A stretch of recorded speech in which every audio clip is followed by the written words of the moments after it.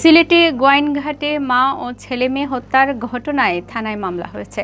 নিহত আলেমা বেগমের বাবা আয়ুব আলী বাদী হয়ে অজ্ঞাতদের আসামি করে মামলা দায়ের করেন।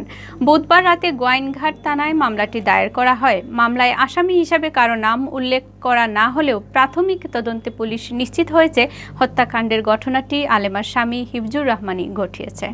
পারিবারিক কলহের জের ধরে হিফজুর নিজেই স্ত্রী ও 2 সন্তানকে কুপিয়ে খুন করেছে। এ সংক্রান্ত বেশ কিছু তথ্য প্রমাণও পেয়েছে পুলিশ। প্রাথমিক তদন্তে পুলিশ জানতে পেরেছে হিফজুর রহমানের শ্যালিকার বিয়ে শুক্রবার। বিয়েতে যাওয়া না যাওয়া নিয়ে কয়েকদিন ধরে স্বামী স্ত্রীর মধ্যে কলহ চলছিল। এর আগেও পারিবারিক বিরোধ নিয়ে কয়েকবার সালিশ হয়। এই বিরোধের জের ধরেই হিফজুর স্ত্রী ও সন্তানদের কুপিয়ে খুন করেছেন বলে পুলিশের ধারণা।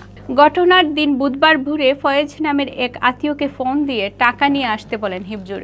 ওই সময় তিনি বলেন, আমি অসুস্থ, হাসপাতালে নিতে হবে। টাকা পয়সা নিয়ে দ্রুত চলে আসেন। ফয়েজ বাড়িতে এসে ডাকাডাকি করলে ভেতর থেকে সাড়া মিলেনি।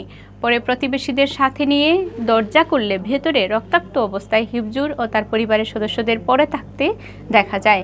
এই সময়ে উপস্থিত লোকজন হিফজুরকে মৃত ভাবেন। হঠাৎ চোখ মেললে তার বেঁচে থাকার বিষয়টি টের পান উপস্থিত লোকজন। এরপর তাকে উদ্ধার করে হাসপাতালে পাঠানো হয়। পুলিশ জানায়, হিফজুরের শরীরের বিভিন্ন স্থানে ধারালো অস্ত্রের আঘাত থাকলেও তা গুরুতর নয়। তবে উদ্ধার করে হাসপাতালে নেওয়ার সময় তার জ্ঞান ছিল না। বর্তমানে তাকে Sylhet MG Osmani medical college হাসপাতালে পুলিশ প্রহরায় চিকিৎসা দেওয়া হচ্ছে। এদিকে ময়নাতদন্ত শেষে আলেমা বেগম ও তার 2 সন্তানের লাশ স্বজনদের কাছে হস্তান্তর করা হয়েছে।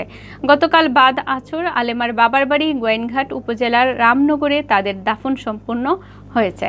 গোয়াইনঘাট থানার ওসি আব্দুল আহাদ জানান, হত্যাকাণ্ডের বিভিন্ন আলামত পূর্বাপর বিভিন্ন ঘটনা বিশ্লেষণ মনে হচ্ছে হিফজুর রহমান নিজেই এ ঘটনা ঘটিয়েছেন। পারিবারিক অশান্তি থেকে তিনি নৃশংস এ কাজ করেছেন। তাকে পুলিশ প্রহরায় রাখা হয়েছে। কিছুটা সুস্থ হলে তাকে জিজ্ঞাসাবাদ করা হবে। বুধবার সকালে গোয়াইনঘাট উপজেলার বিন্নাকান্দি গ্রামের হিফজুর রহমানের স্ত্রী আলেমা বেগম ও তার শিশু সন্তান মিজান আহমদ ও তানিশার জবাই করা ও কোপালো লাশ উদ্ধার করা হয়। আহত অবস্থায় উদ্ধার করা হয় হিফজুর রহমানকে।